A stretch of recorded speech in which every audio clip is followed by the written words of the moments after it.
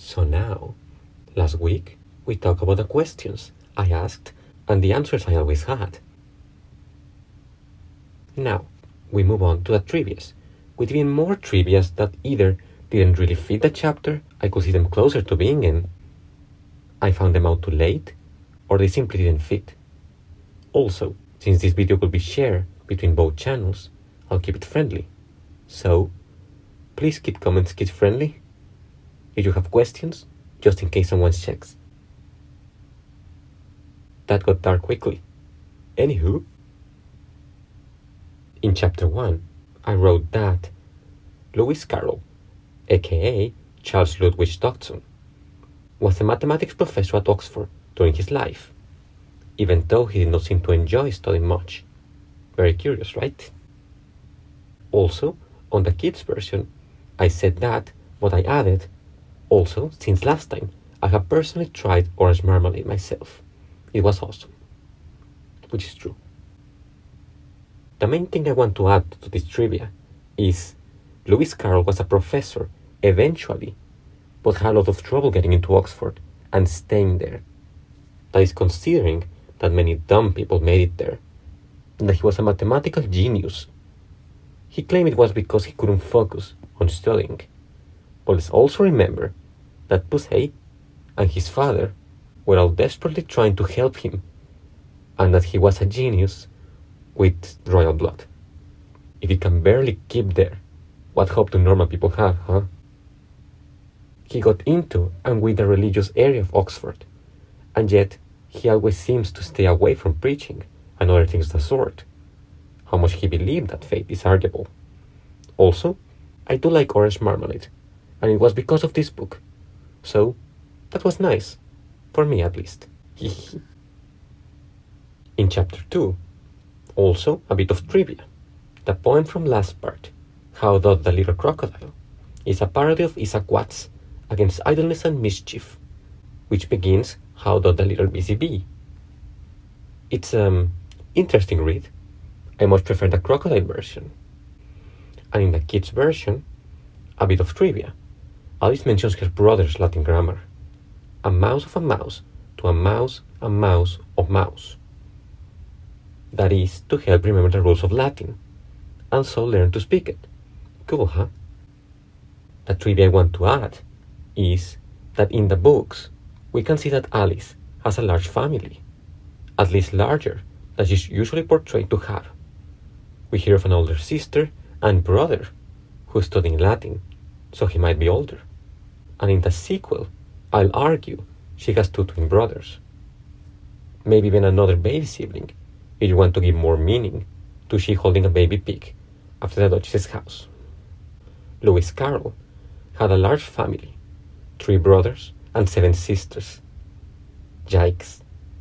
Still, Alice's family might be based not just on Carroll's family, but on another Alice he knew, which has a controversy I don't fully believe. Controversy I won't talk about. I'm keeping it kid-friendly. Gosh dog it. God and dog are the same letters backwards. Chapter 3. Lewis Carroll is actually descended from Edwin and Morcar, and in some sense Edgar Atheling, and after some checking from me, he's also distantly related to William the Conqueror. Very royal, huh? Also, fifth bent can mean insanity. That's why the mouse got offended. But speaking of history, to add to a trivia, did you know Lewis Carroll was one of the first photographers that ever made it a job? I have taken photography courses myself, so I do feel that I'm in connection with him. He actually photographed Oxford, it seems. From what I researched, that may be one of the inspirations for the Ruth Griffon. Again, I won't dive into the controversial photos of the time. That time was weird, and he's one of the least weird ones I read about. Let's just move on. Chapter 4. Marianne, while she does not appear in this book, cough cough, she does appear in works by other writers, like the novel Heartless, where, if I remember correctly, is said to be 18. On the kids' version, as some trivia from me, While Marianne did not appear, she does appear in other books by other writers that still take place in Wonderland. In one of them, she's 18, which does not seem to be Alice's age, for the rabbit to confuse her though. Okay, I haven't read those books yet. But speaking of confusing, did you know that Charles Ludwig Dodson was the son of Charles Dodson, Archdeacon of Richmond eventually? He was also a math teacher, like his son, but his definite passion was the religion thing. There's a story of him actually. Once, he was concerned about canal workers near his parish, as they did not seem to have time for his sermons, as they were working on the water. He, with help from a friend, converted a barge into a boat chapel, so they can have the weekly service. I think that dedication is somehow respectable. He did other things which are difficult to double check, but he was a friend of Mr. Puss, who was an important leader of Oxford, and friends of his were called Pussyite. I don't think I'm saying it right, but that's how I'm saying it. In chapter 5, You Are Old, Father William is a parody of Robert Southey, who was the one who wrote the original version of Goldilocks and Bears, also wrote The Old Man's Comforts and how he gained them. But in Lewis Carroll's version, rather than being about spending your youth cautiously and slowly and religiously, Carroll's version is about a very vigorous old man who enjoys his past and enjoys the now. I also mentioned that he was part of the Anglican Church. The PalTrick TV version of these. Some trivia from the book. You Are Old, Father William, from chapter 5, is a parody of a poem by Robert Southey, the writer of the original Goldilocks and the Three Bears, which is not quite as cute as the later versions.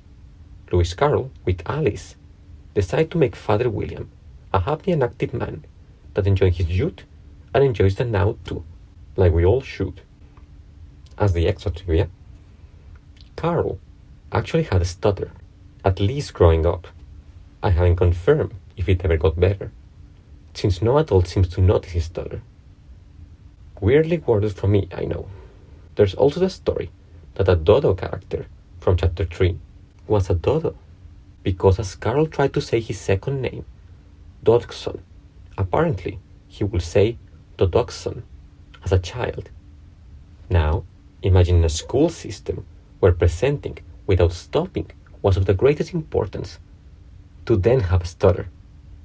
Yeesh, no wonder the Mad Hatter is nervous talking the trial. As I'll argue, the trial is supposed to represent the school for Alice. Also, a caucus race was a way for adults to talk about adult politics.